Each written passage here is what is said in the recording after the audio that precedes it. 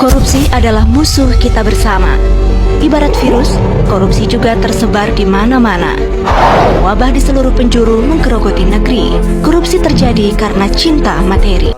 Yang suka berenang di sungai yang kotor, kisah usang tikus-tikus berdasi. Yang suka ingkar janji lalu sembunyi di balik meja teman sekerja, di dalam lemari dari banyak kucing datang. Halo, Assalamualaikum Bu. Siang Ibu. Oh, iya Bu. Ada urusan apa ya?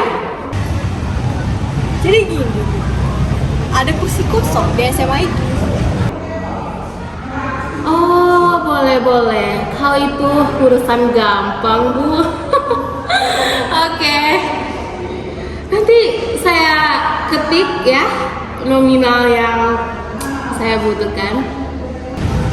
Masalah uang mah gampang. Iya. Oke Bu, siap. Semua akan terkendalikan dengan mulus Bu. Oke Bu, terima kasih ya Bu. Baik, terima kasih Ibu. Teman sekerja Wah, di dalam lemari dari banyak kucing datang dapatkan di muka segera menjelma baru tak tercela masa bodoh hilang harga diri asal tak terbukti tentu sikat lagi. Tikus tak kenal kenyang, rakus bukan kepalan. Otak tikus memang bukan otak udang. Kucing datang. Beli yang harga 50 aja kali ya. Sisanya sekantong. Ini saya, Rafli, sebagai Ketua BEM Universitas.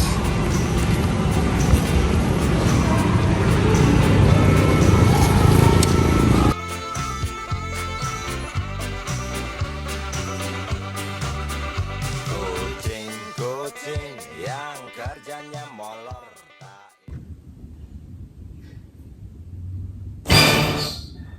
Duh, untung cuman mimpi.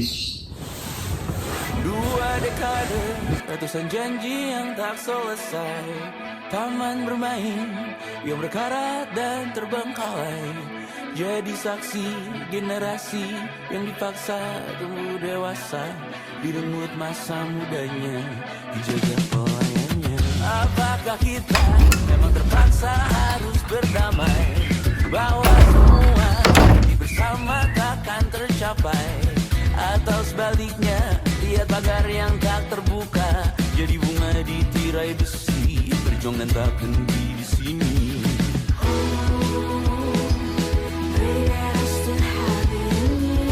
Bunga di tirai besi mengakar berlipat kali.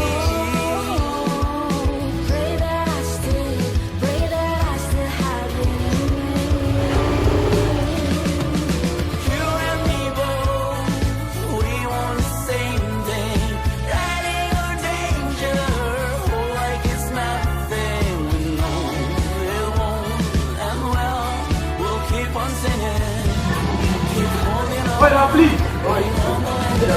yuk.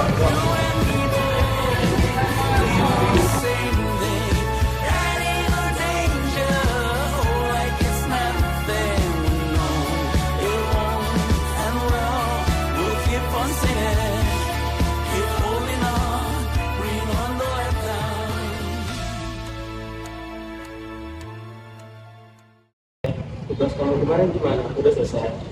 Belum sih, aku ketiduran. Kamu tahu nggak? Mimpi apa tadi malam kacau banget. Baca kenapa? Emang kamu mimpi apa? Mimpi tentang ini loh. Oh, itu tindakan dari bagian korupsi yang masih kecil kok. Tapi dari tindakan korupsi yang kecil bisa menjadi semakin besar dan memperhambat kebenaran bangsa kan? Tak peduli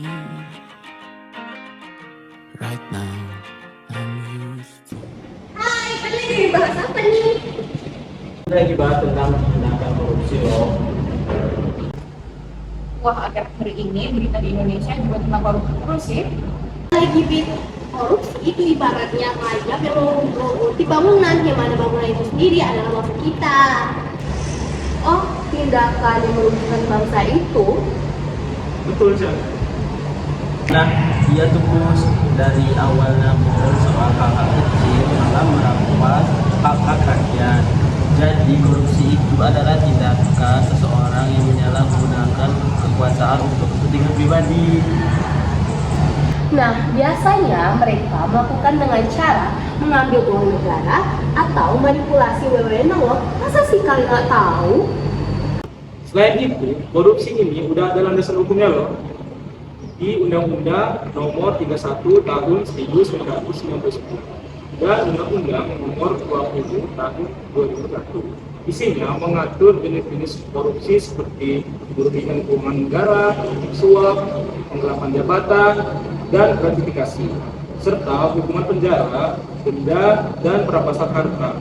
Ditambah pasal-pasal KUHP dan Undang-Undang KPK yang mengatur tugas penanganan korupsi. Dengan adanya aturan ini, penanganan korupsi memiliki landasan hukum yang jelas dan pasti. Oh, jadi dengan begitu sudah saatnya dong kita berhenti dari korupsi ini. Oh iya teman-teman, kami kesana dulu ya. Iya, hati-hati. Oke, bye-bye. Bye.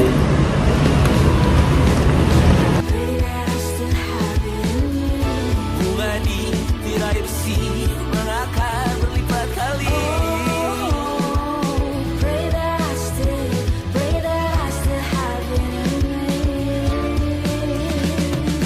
You and me both. Tentang korupsi, kalian udah pada dengar belum berita tentang korupsi di Indonesia? Udah dong, Pus, karena aku anaknya update banget gitu loh. Banget, Pus, korupsi di Indonesia makin hari makin merajalela loh. Udah nggak salah lagi tuh, Bit. Hal ini masih terjadi dikarenakan sebab-sebab seperti yang aku lihat di HP ini tuh seperti budaya uang pelicin yang masih dianggap biasa aja, pengawasan lemah jadi merasa lebih aman berbuat sesuatu yang nakal, kemudian atasan ngasih contoh yang buruk, pengen hidup mewah, flexing, moral longgar, dan prinsip gampang goyang, kemudian naik jabatan pun dikarenakan koneksi bukan kemampuan otak. Dan juga satu lagi, hukuman buat koruptor itu masih terlalu ringan. Wow, ternyata semerugikan itu ya kerjaan koruptor. Koruptor ini nggak cuma merugikan rakyat ya, tapi juga mengambil hak-hak orang lain. Akibat dari korupsi ini juga sangat besar loh bagi keuangan negara. Dana yang seharusnya dipergunakan untuk kepentingan publik malah disalahgunakan. Akibatnya, ketimpangan sosial semakin meluas, layanan publik semakin menurun, angka kemiskinan semakin naik, pembangunan ekonomi tertunda, serta turunnya kepercayaan publik terhadap lembaga pemerintah, serta semakin banyaknya dan semakin meluasnya budaya korupsi. Duh, kacau banget sih kalau para koruptor ini masih dibiarin. Kalau aku lihat dari data yang ada di internet, korupsi Indonesia ini korupsi kita itu cuma 37/100, menepati dari posisi 99 dari 180 negara. Tuh banyak banget ya. Itu kan cuma sekedar angka loh, itu berpengaruh bahwasanya korupsi di Indonesia itu sudah terlalu banyak. Tapi setelah baca-baca nih, ada caranya loh untuk korupsi. Pertama, itu memperkuat penegak hukum. Yang kedua, transparansinya. Yang ketiga, memperbaiki sistem pengawasan dan menerapkan itu pada digitalisasi nih. Selain itu, untuk membudayakan kebijakan anti korupsi. Ada lagi nih, melindungi pelapor untuk melindungi data dirinya. Wah, berarti peran kita sebagai generasi muda untuk mencegah terjadinya korupsi demi mensejahterakan bangsa ini sangat penting dong. Penting banget sih.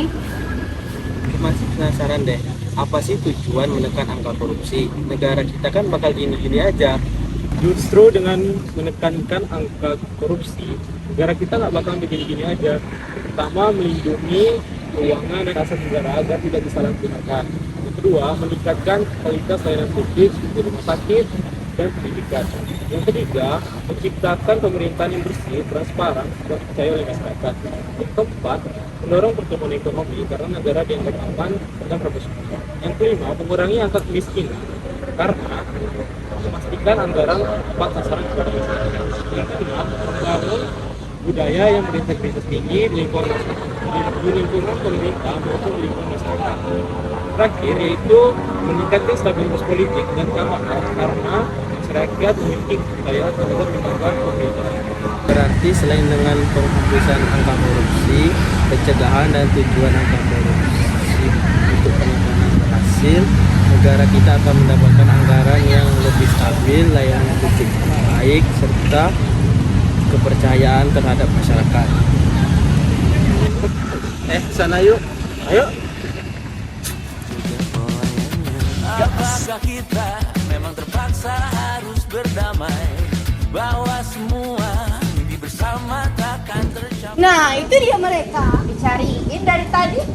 Kamu lagi ngapain nih? Kami lagi membahas tentang kekhawatiran kami tentang korupsi. Nah, jangan biarkan korupsi merusak generasi kita.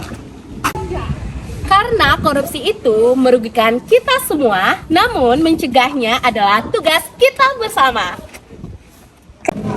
Katakan tidak pada korupsi demi bangsa yang lebih sejahtera.